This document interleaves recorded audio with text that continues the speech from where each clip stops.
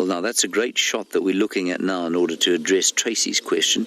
Tracy, you want to know what the difference between leopard spots and cheetah spots is? Well, if you look at that picture, leopard spots are most traditionally considered like the ones on the top of the leopard there. So they're rosettes surrounding a little sort of brown or yellow or honey-coloured inner core, depending on the leopard that you're looking at. Then if you look at the leopard's leg, which it is now hiding behind a bush, of course, here she comes down the tree. The cheetah have only those spots. They don't have rosettes, Tracy. So those spots that you can see on the bottom of the leopard's legs there are the same kind of spots that a cheetah has. And there are lots of other differences, of course, but those are the main spot differences. The cheetah, of course, has a much smaller head, and there's very clear teardrops going from the eyes down to the nose. And astoundingly, I've seen publications, really eminent publications, mistaking cheetah for leopard, which of course is inexcusable. But really, once you've seen both of them, you will never make a mistake again. They look nothing alike once you've seen them both, Tracy.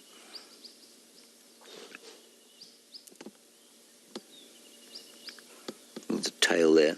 And the tail, of course, if we're talking about the comparison, is a lot more heavy in a cheetah. It's used as a sort of rudder when they're flying across the landscape at 60 miles an hour or 100 kilometers an hour.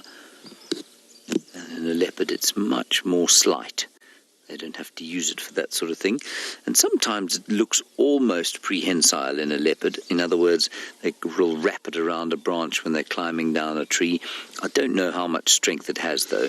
I don't think it's really particularly helpful for them when they're climbing. Fastidious cleaners of themselves. Completely unlike, I bet those lions you've been looking at are covered in gore and muck. Whereas these chaps don't like to be like that at all. Well, Aaron in New Zealand, I'm not sure that we're able to answer this question. It's a wonderful question. You say, why is it that the leopards seem to be so unaffected by the drought? I said at the very beginning of the drought season, I thought it would be good for the predators because there would be so much weak prey for them to catch, and it would be easy for them to catch things to eat. But at the same time, we now have that situation with the lions where they are just not well. They're in very poor health indeed. And Aaron, why have the leopards not succumbed to any disease? I know that you were talking with Jamie earlier about the variation in diet, that perhaps there's some kind of varied diet. That's possible, that's got something to do with it.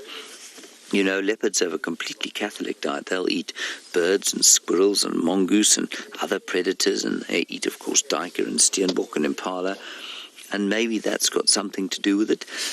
If I was to guess, Aaron, I would say that it's not so much the variation as it is what they're eating. Isn't that a beautiful shot of the little princess?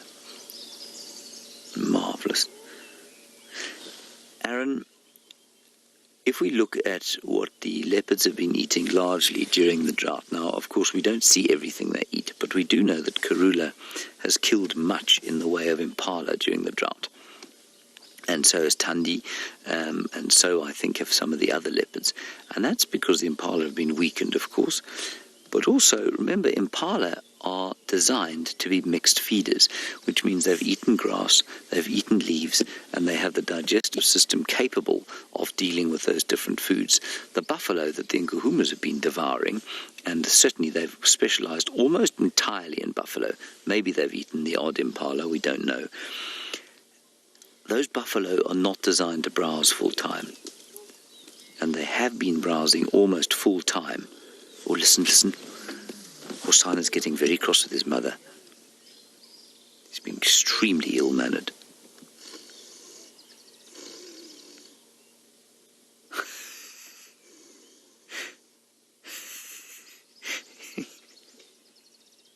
He sounds like a human being pretending to be a vampire.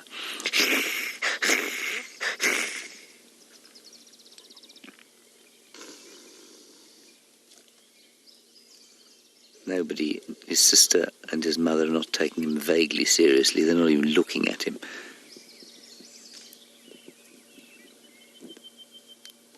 this will happen more and more, of course, as he gets bigger.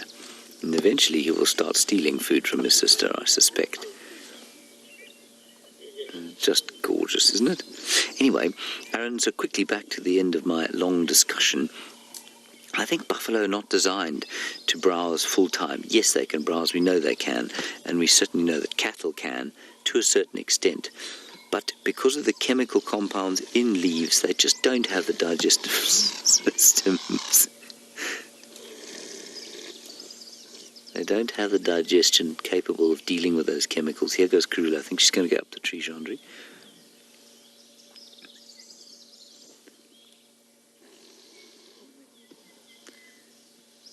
And so while the Nkuhumas have been eating buffalo, which are not designed to eat what they have been eating and therefore could be nutritionally deficient, the leopards have not had the same problem. That's my guess.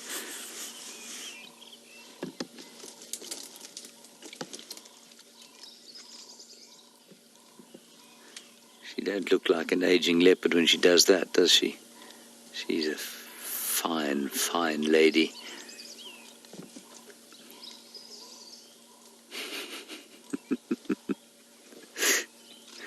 I got to tell you, the balance is quite astounding, and I imagine it must be much easier to balance as a bipedal thing up in a tree like that, but they managed to get all their feet onto some kind of purchase.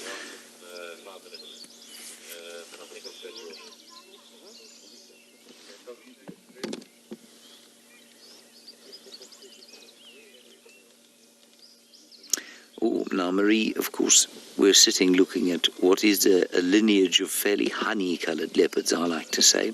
Karula's lineage. Others are gold. Others can be indeed strawberry-coloured, well, strawberry-ish coloured. And then others can be black. And you're wondering about black leopards and whether they are related to these ones. They are the same species. They are just black.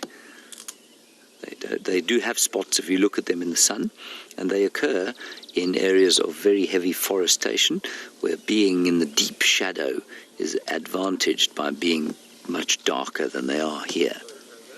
So often you'll find them in India. You'll often find them also, I think, in Central Africa. They're much more common. There were rumours once of one around here, but nobody ever actually saw it. And there are pictures on camera traps of black leopards up around the Leidenberg area, which is up on the escarpment where there are forests. But it's exactly the same species. They can interbreed completely. There's no difference. It's very much like a black person and a white person. One is melanistic, has a lot of melanin in the skin, and one doesn't have any melanin or very little melanin. It's a very similar kind of difference. This is where a leopard's dismount tends to get slightly less than elegant. You can see the tail being slightly used. Look at the ear poking out there from the right. And down, that was much more elegant than I expected it to be.